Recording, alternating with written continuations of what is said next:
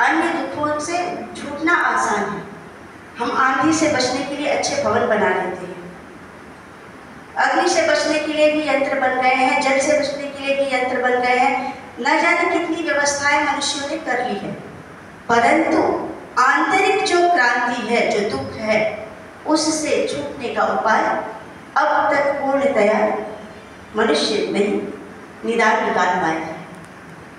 ऋषियों ने बहुत अच्छा कहा कि यदि आंतरिक सुख और शांति चाहिए तो उसके लिए तपः, स्वाध्याय और ईश्वर प्रणिधान उसका आधार बनाना होगा।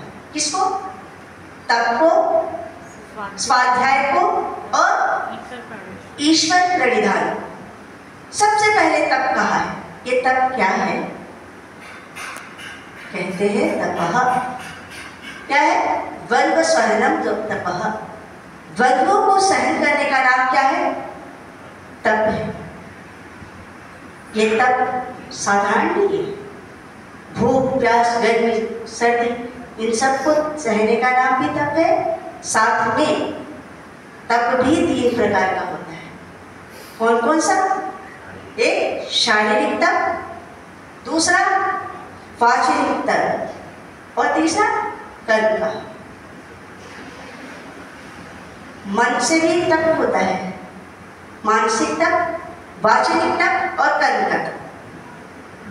तो सबसे पहले क्या है? मानसिक तप। हमको मन से तपस्या करनी है, क्योंकि कहा है मन एव मनुष्याणां कारणं मोक्ष बंधयोः।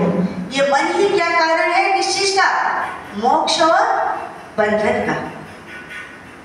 ये मनन करने की जो शक्ति है वो सिर्फ किसको है? मनुष्य मात्र को है। क्योंकि कहा है मननात् मनुष्य। मनुष्य को मनुष्य क्यों कहते हैं? क्योंकि उसके अंदर मनन करने की शक्ति है। परंतु हम सबसे ज्यादा कमजोर वहीं पे पड़ जाते हैं। बाकी चीजें तो अभी मैं बता रही थी ना, आहार निद्रा भय मैथुनम च सामान्य मेतक पशुभिर नराणाम्। आहार, निद्रा, भय, मैथुन इत्यादि जो भी चीजें हैं वो पशुओं की और मनुष्यों की एक समान है। एक मन बुद्धि हमको उनसे अलग करता है। हमारे अंदर मनन करने की क्षमता है, परंतु हम अपनी मानसिकता को सुदृढ़ नहीं कर पाते हैं। केवल आंतरिक जगत की ओर नहीं मोड़ पाते हैं, बाह्य जगत में ही उलझे रहते हैं। विषय यहाँ से प्रारंभ हुआ था कि हम बाह्य जगत में फंसे हुए हैं। जितना सुख बाह्य जगत में है उससे कहीं ज्यादा सुख आंतरिक जगत में है। हमको उस सुख की कामना के लिए ही हम इस संसार में आए हैं। आंतरिक जगत के सुख को अनुभव करने के लिए ही इस परमात्मा ने इतनी सुंदर सृष्टि बनाई, परंतु हम अपने द्वंद्वों से ही लड़ते रहते हैं। कई बार बहुत गुस्सा आता है, झूठ बोलते हैं, चोरी करते हैं। कहते हैं आध्यात्मिक दुख किससे होता है? काम, क्रोध, लोभ, मोह, ईर्ष्या, द्वेष, झूठ, चोरी, आलस्य, प्रमाद इत्यादि से जो उत्पन्न होता है उस दुख को आध्यात्मिक दुख कहते हैं।